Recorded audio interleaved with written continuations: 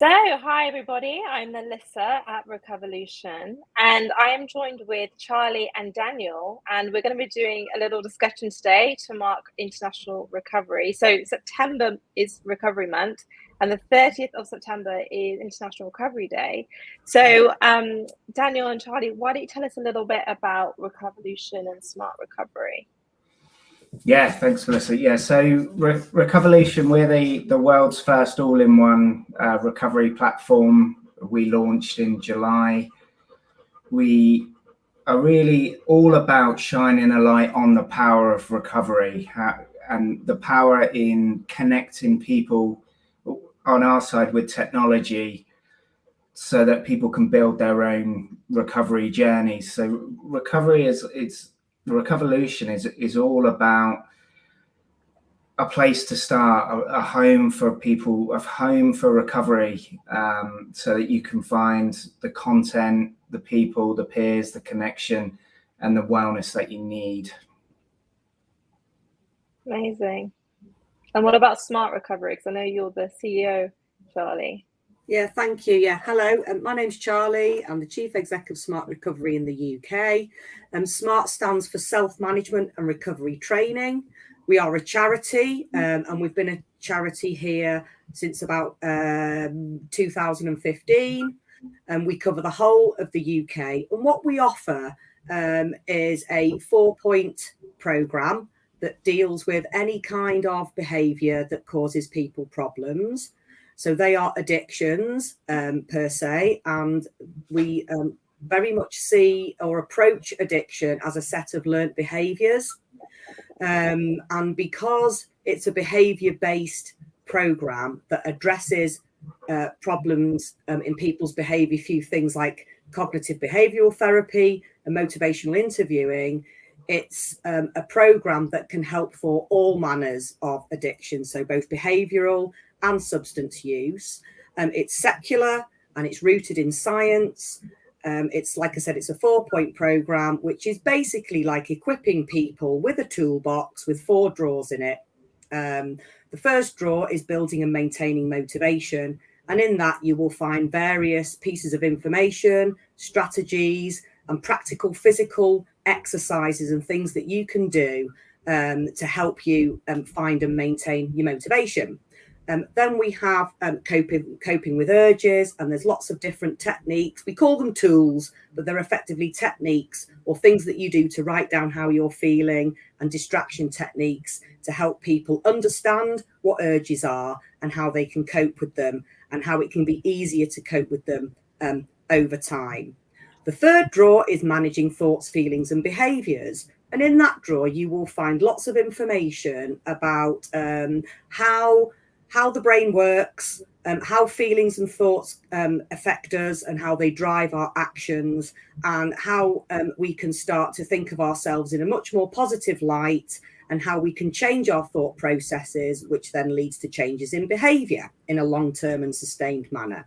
And the final drawer is about living a balanced life.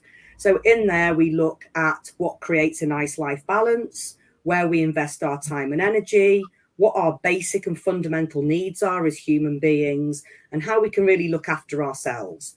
So that's our 4-point programme, and it's used in a very fluid way, and people cycle through those 4 elements depending on where they are in their journey. The way our programme is delivered is primarily through mutual aid. So it's the addiction recovery community helping each other. We're a training organisation, and that means we are able to train people to become smart recovery facilitators. And those facilitators are able to host one-to-one or group work that bring people together to guide them through our programme. And it also comes with its own publications and materials. The final thing I'll just say about Smart Recovery is we have our main programme, but then we also have a set of sub-programmes that are tailored for specific audiences or needs. And really importantly, we have a family and friends programme that supports the loved ones of people who are in recovery.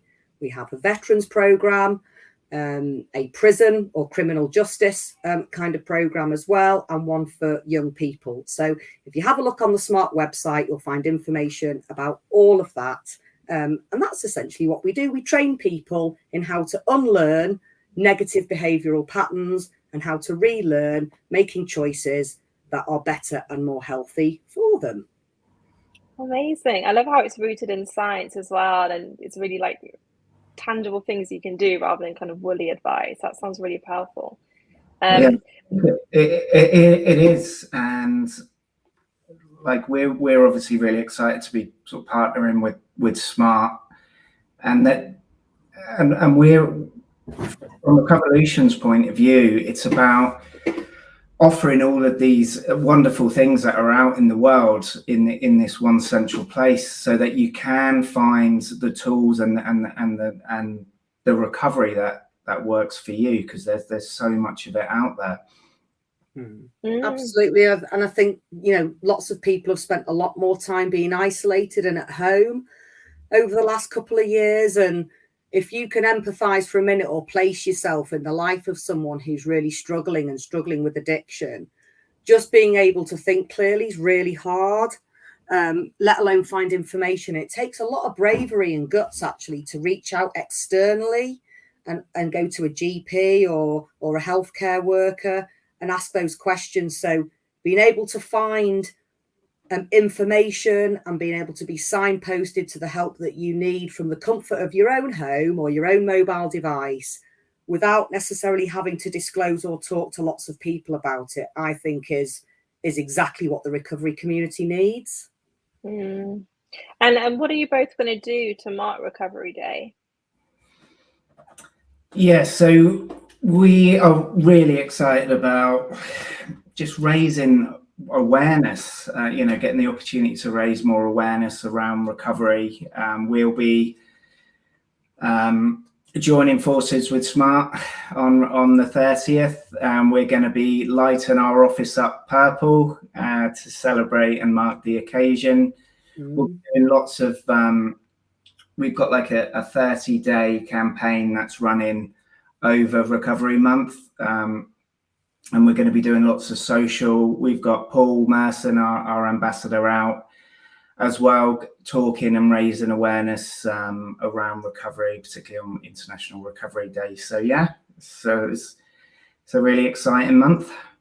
Yeah, and similarly with Smart, we're not going to be doing one kind of big thing on Recovery Day. We come up with a calendar, so we infuse the whole of September with information, case studies, etc., about addiction recovery and what it means. So we'll do a little bit of something every day during September, and then also during it, I'm talking at, there's a national organisation called Faces and Voices of Recovery.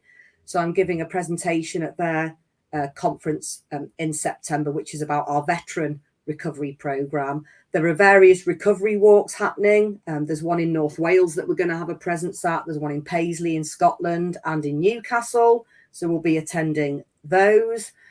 Throughout September, I like to hop onto as many of our online meetings as I possibly can, just at the very beginning, to express my gratitude to our volunteers and our facilitators. Sometimes it's a nice surprise. Sometimes they're a bit shocked to see the chief exec of Smart, but it's something that I personally like to do. And I think I should show my face and be there in meetings and experience them. So I'll be doing that all the way throughout the month, is going on to online meetings. I'll be coming to Manchester and joining you, Daniel. I'll probably be wearing purple because there's a purple ribbon. I'm not going to say you're going to change. Yeah, make it a bit darker. I have gone purple with my hair before, so if anyone can't see me, it's pink at the moment, but I have gone purple, so you never know, I might do that. And for us, September is about acknowledging in a serious way the damage that addiction causes and the collateral damage to society and to business. And that's a really serious side of what we do. And we'll talk about the number of drug overdose deaths and things like that, and how, as a society and a government, we need to really do a lot more and do a lot better for people.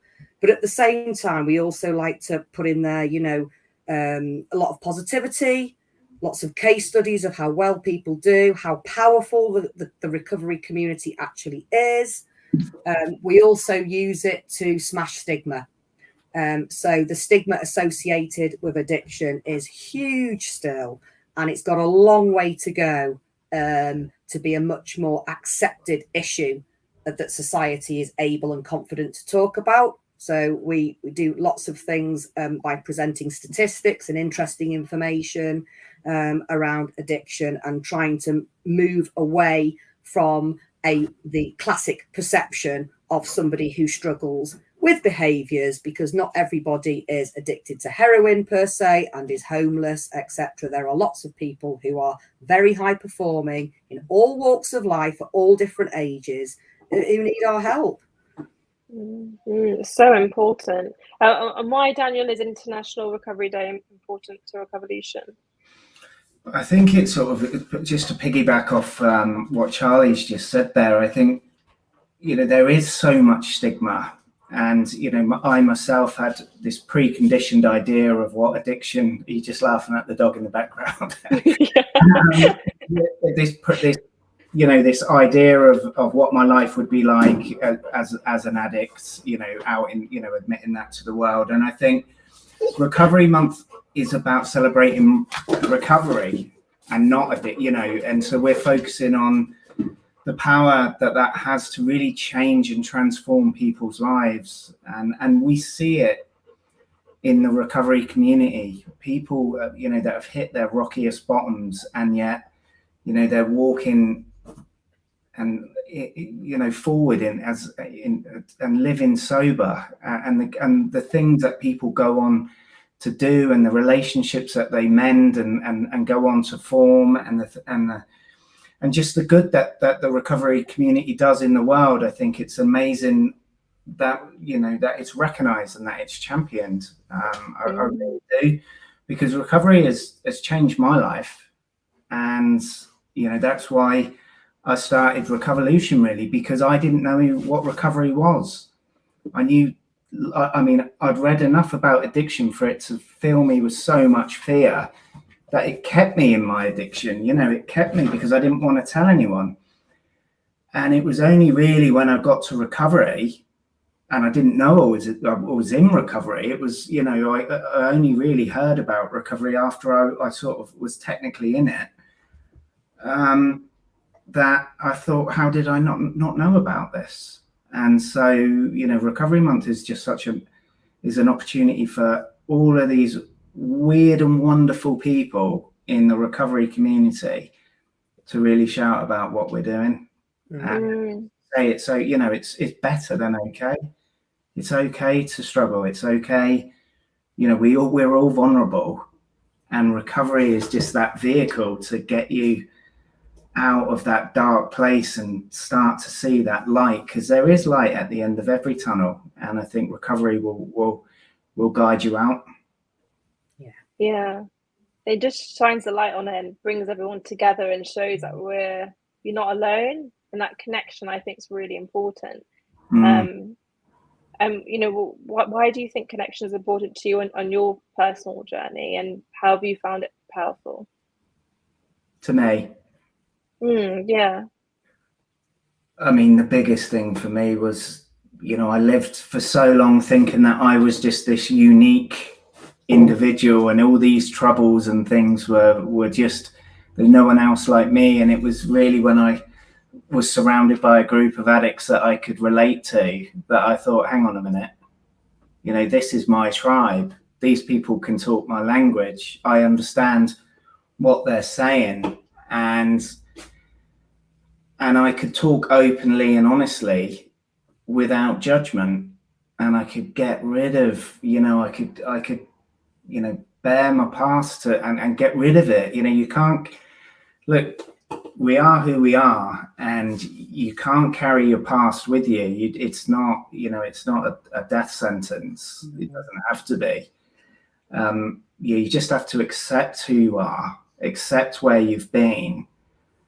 And, the only thing that you can use your past from is just to learn from it and to share it with others, to say, look, I've been there. I understand how you are. And it's just the power. It's just the power of of people in recovery. Peer-based recovery is amazing. It really is. And you learn. I've learned a lot, and you get to realize that you don't know anything. You just you just hear things and you pick things up, and you just talk your truth. And if people can, people pick a little bit up from you, brilliant. And that's why you do it, and that's why we get together. But it's fundamentally about being a good human being, like helping somebody else, and if you've been helped, it's giving that back. It's giving your time. And, coming from a world where, I try to fill the hole in my soul with money and material things, and, it doesn't do it. And there's no greater feeling really of helping someone else, like selflessly helping somebody else, and using where you've been to bring other people, along, and onto their path. And so, yeah, like it's a really amazing, it's a really amazing community to be in, and it was so humbling and giving when I got there, that I'm proud of where I am. I'm proud, I'm proud to be an addict, because it takes a lot of courage to get to recovery, and there's just so many ways to get there. I think that's the beautiful thing. There's so many ways to get there, and you can get there just as you are. Yeah, that's lovely. Smart advocates that as well, is that there's many different routes, and one size doesn't fit all, and you do have to try different things. And the way the Smart program works is you end up kind of curating the content of your own program that works for you. It's almost like a self-curation kind of thing, based on what works, what doesn't work at different times. Yeah. Do you want me to talk a little bit about connection for us as well? Yeah. Why is it important? Yeah. Okay. So connection is everything for long-term sustainable change in your life. Okay, so medical professionals are really good and expert and absolutely essential to help safely transition somebody away from, if they're using substances, for example. Okay, so if somebody's been using substances, whatever it is, to excess, there is a medical reason why they need to be very carefully and medically detoxified, if you like, from that substance. But that's only really the kind of start of the journey, and it's the bit that literally exits those substances from your body and your brain in a safe manner that isn't going to cause you further harm. Okay, that's not long-term recovery. Even if people go into rehabilitation centres, etc., it's still quite a short-term duration that they are able to have that level of care. So when it comes to somebody changing their lives and making better choices and then feel empowered to do so, but also having the resilience to not go back to old behaviours when things happen in life, that comes from the recovery community. That doesn't come from a detoxification centre or a medical doctor or somebody that's been dealing with, other elements of your health. That long-term sustainable recovery and that regaining those feelings of self-worth and being a valued part of society comes from mutual aid and peer-to-peer recovery kind of networks. So it's absolutely everything, because, like I say, it's that bit that will make the start of the journey stick. Okay, once you've got somebody into that clearer mindset. Maintaining motivation is really, really hard. Even if you don't have a problematic behavior, how many times have I said to myself, right, I'm going to be exercising, and I've been great at it for a while. I've been out running 3 days a week, and then something will happen and I'll fall out of the routine, or I'll lose my motivation. Lots of people experience it with dieting or decorating your house. It's building up the motivation and then maintaining it is actually really, really difficult. And that's where I see the power of the connections coming in. And if you're able to tap into a recovery community on a regular basis, they help you maintain that motivation. Okay.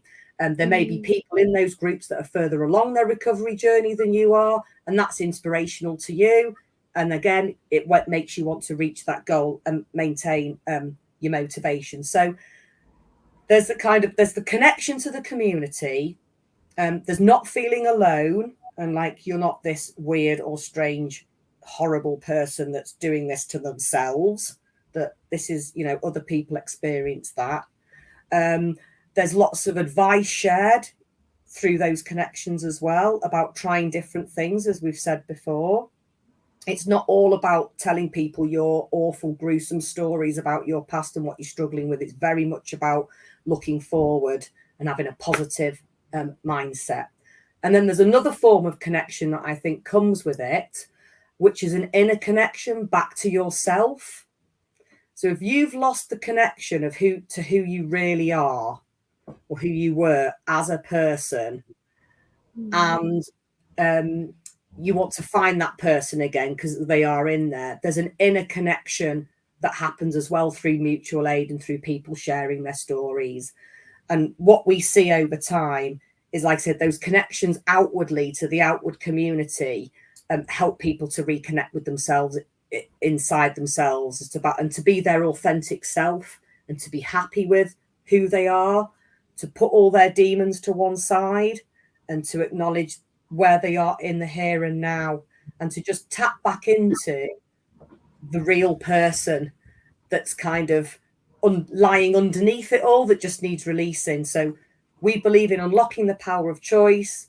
We believe in helping people to live balanced lives. We accept that the journey is not straight. Lots of people relapse. Lots of people lapse along the way. And that's okay in Smart. We're accepting of that. You can still remain on the Smart program and access your meetings, and you'll probably learn a lot about yourself during a wobble along the way. And so the connection as well to other people and through the recovery community can pull you out of those dark times as well. It's not, oh, I'm in recovery and mutual aid and it's all sunshine and rainbows and happy days from here on in. You will have issues along the way. It will get tough at some point. And if you remain connected into that community, it's that will pull you out of that dark time more than, like I said, all due respect to the medical profession, but a consultant or a doctor is not going to be there for you in those dark times and helping you to find your motivation again and helping you to find yourself. It's the recovery community that will do that for you. And some people say the opposite of addiction is connection, to put it really quite simply. Yeah. Wow. And a lot of people that resonates with. Yeah. Wow, it's super powerful. That was like spot on. And I think it's actually really important what you said about the connection with yourself, because, in addiction, you're trying to be somebody, you're trying to change your state of mind. You want to be someone else, or you want to get more confidence, or you want to run away, so it's like once you can, and so you lose touch with yourself. And I felt that coming back in early recovery. And it was amazing. It was like being like a 16-year-old again. You're reconnecting with that person that you left, when you realize that alcohol can help you be who you think you should be. And, I stayed on that path for a long time. And, so the recovery community will, they'll get to meet who you are. And then they'll start to see if you're changing the way that, if your behaviors are changing a little bit, they'll give you a little bit of a check as well. And they'll be like, you okay? And they'll pick up on these things, And I think, and it's great because you're trying to hide it, but people know. And I think, you just, that finding of who you are, that authentic self, and being able to live like, as you are, not having to tell lies, not having to, just to wear these masks and things. It's just so freeing. It sounds exhausting just hearing you talk about it, constantly trying to be something you're not, wearing a mask. You know, the phrase, you can't blag a blagger. So you certainly can't do that in a mutual aid meeting. That's for sure. They do see right through you, but they do it in such a non-judge. The key to it is non-judgment. Seeing human beings as human beings. You know, this isn't something that you choose to do to yourself. This is, you know, we see it as learned behaviors that comes from some form of trauma or upset or unrest. Many people self-medicate in some way. I often find myself saying, I said it to you this week, didn't I? Like, who hasn't come home after a really stressful day and treated themselves to something? Not necessarily a glass of wine or a beer, but maybe a slice of cake, or bought myself that new top, or I booked myself in to have my nails done. These are all things that we do to reward ourselves or to make ourselves feel better or to de-stress. And unfortunately for some people, it goes too far and it becomes a problem behavior. So I try and help people empathize by using these everyday, like general analogies, and people go, oh, actually, yeah, I've been there, I have done that. I've just done it, you know, on a smaller scale. Because I believe nobody is immune to developing an addiction at any time of life. Like Daniel said, we're all human beings. We all have the same brains. We all have the same dopamine reward mechanism. We all suffer. We all have pain, stress, difficulties, bereavements, all kinds in life. And there are lots of things out there that our brains have learned make us feel better. And so why wouldn't we go for it and feast on those every time we felt distress? So we see it's a very practical, you know, it's quite a practical thing. There's a lot of hearts and mind and soul searching goes on, but there are also, if you can see it through quite a kind of practical lens, it does help with that empowerment that you can change this. You're not a helpless victim kind of thing in all of this, that you do have the power of choice and you can change if you want to. Amazing. Yeah. And what are you both hoping will be achieved thanks to International Recovery Day? Well, hopefully we get more people into, you know, out of the dark and into the light, you know, and if we can get one more person into recovery, you know, that could potentially be one life saved, but that, you know, and that's where it starts, you know, we can get more and more people into recovery. The sooner somebody gets into recovery, the less broken they are, you know, the less pain they've gone through, the less damage they've done to their lives and to the lives of others. So, you know, if we can get more people into recovery as off the back of Recovery Month, you know, that's why we do it. You know, we're out there to say, look, we're here to help.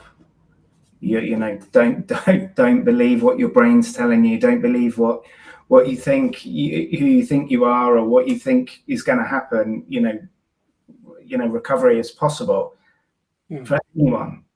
And, you know, I think that's really what we want, what we all want to echo. And I think, and you know, anybody that's working in the recovery space, we all want the same things.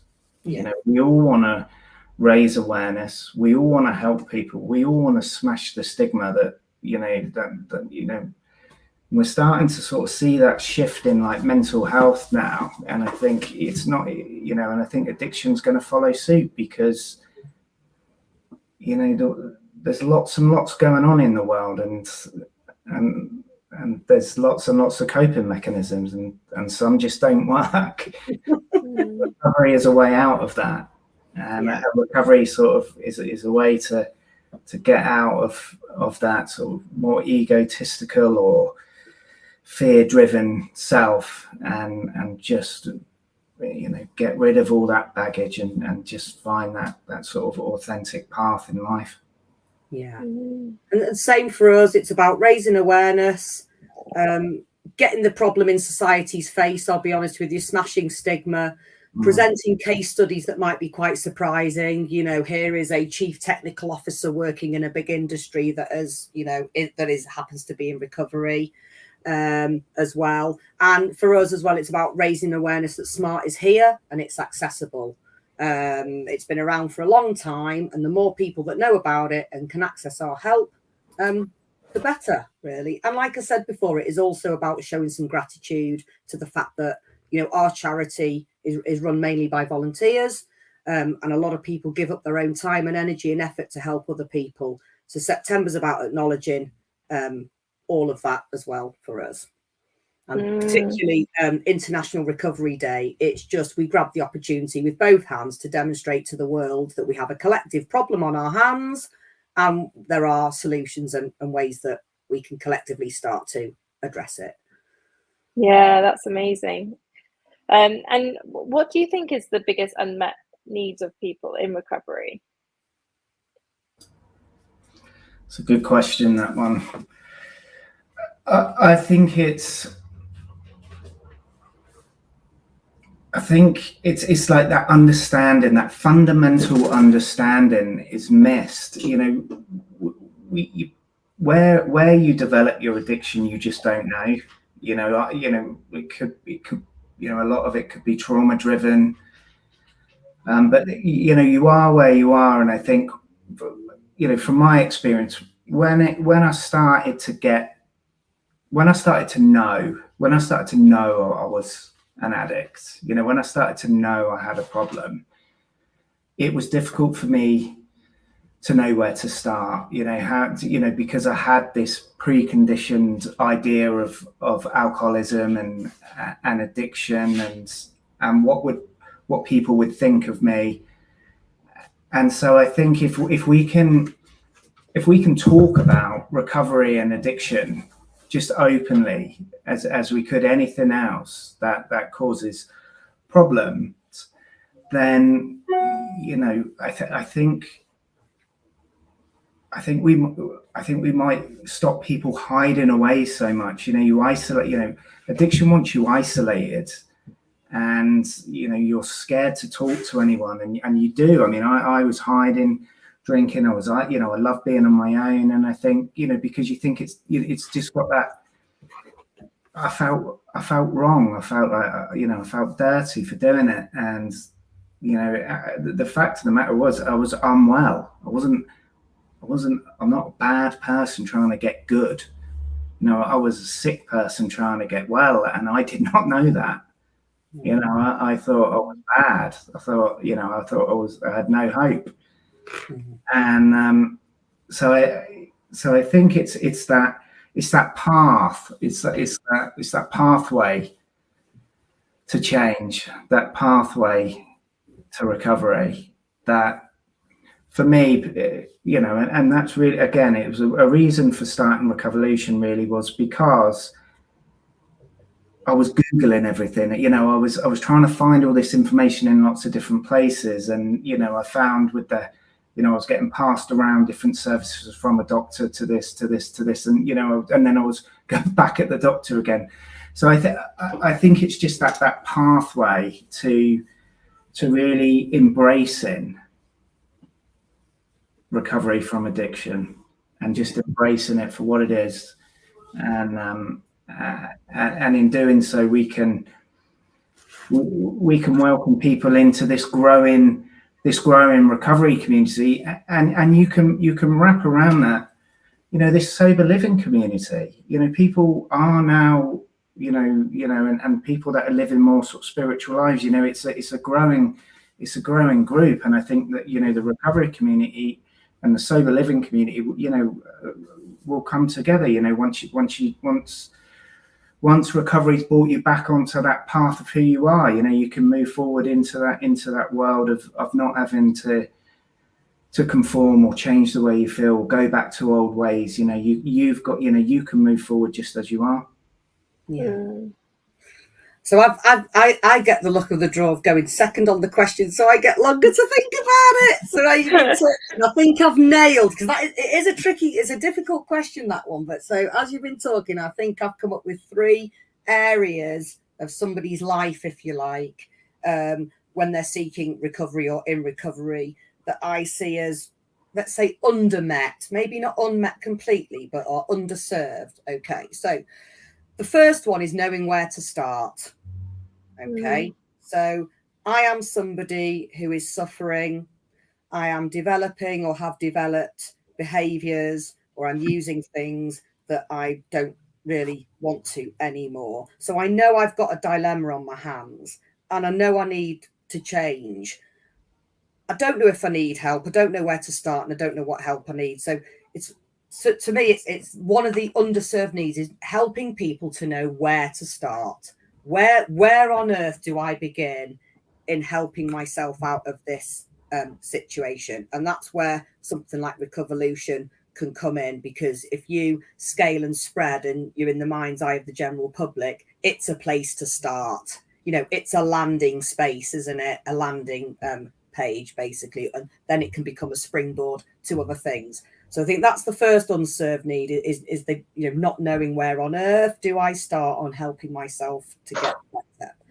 The second unmet need is once they're in there and they've known where to start, and they may have experienced, like I said before, medical detox and this, that, and the other, when they're in the very early stages of recovery, is a lack of connection to people in recovery. So if you're starting on your journey and you are still in active addiction, lots of the general construct of the way mutual aid works is it's almost like your medicalized initiation of recovery is in one space, and then it's much later on down the line when you're stable or ready or clearer that you can enter and engage with mutual aid.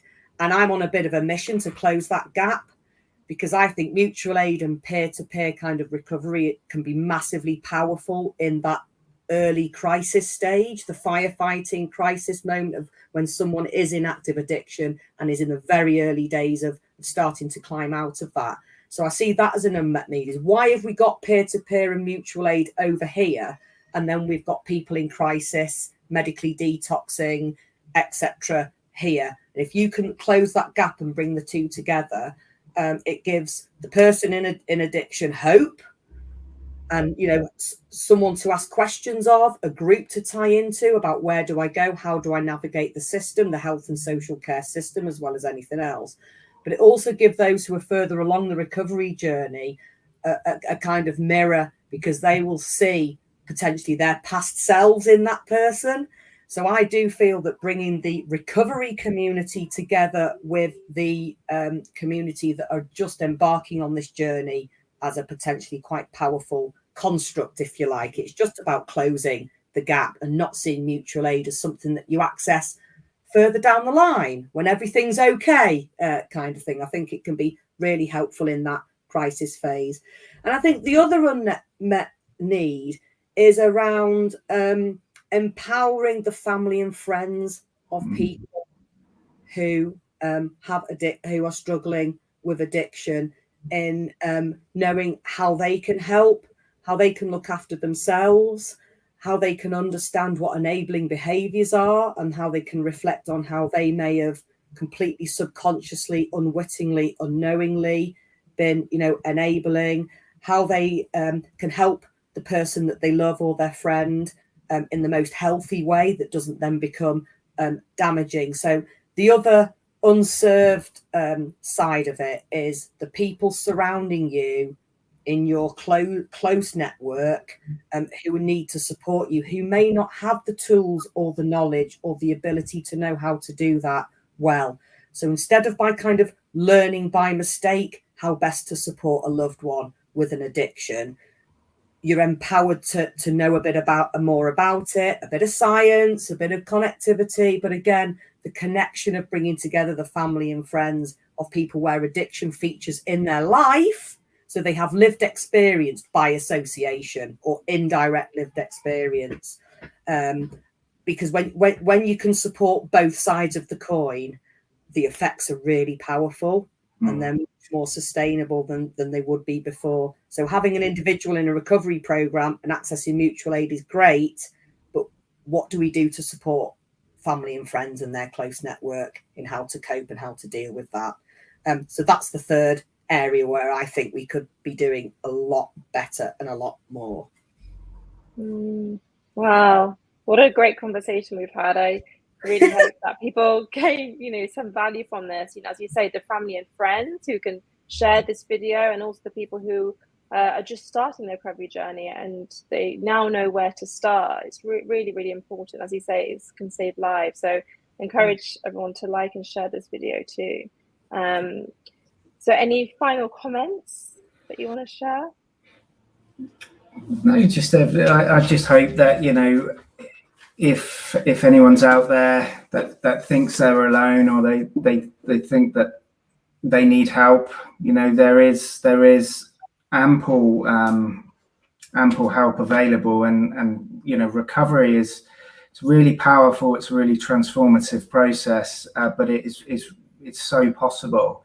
And you know, and there's an amazing recovery community at your disposal that will welcome you in with loving arms. So yeah, you know, and I hope that, you know, if anyone's listening to this podcast that is in that situation, well, I hope that we've started to dispel any preconceived ideas of what recovery is, and giving you the confidence to go and get recovery. Yeah, amazing. And for me, I just want to thank you for the opportunity to surface this conversation. Like Daniel said, if anybody's listening and needs help for themselves or somebody else, you can look us up, smartrecovery.org.uk, and we use all social media channels, so you'll find us on, you know, Twitter, Facebook, LinkedIn, etc. All of our meetings are free at the point of care, so they're all free to you as a participant. We also have a central line number you can call to find out where our meetings are, as well, and you'll find that on our website. So thank you very much. It's really difficult to surface these conversations amongst your family and your friends, but hopefully we've given any listener some helpful advice and how they can do that. Amazing. Thank you so much. And if you want to find more about Recoverlution, we're on recoverlution.com, and you can follow Daniel at the Daniel Fincham as well on Instagram and TikTok. Thank you so much for your time. Take care now. Thank you.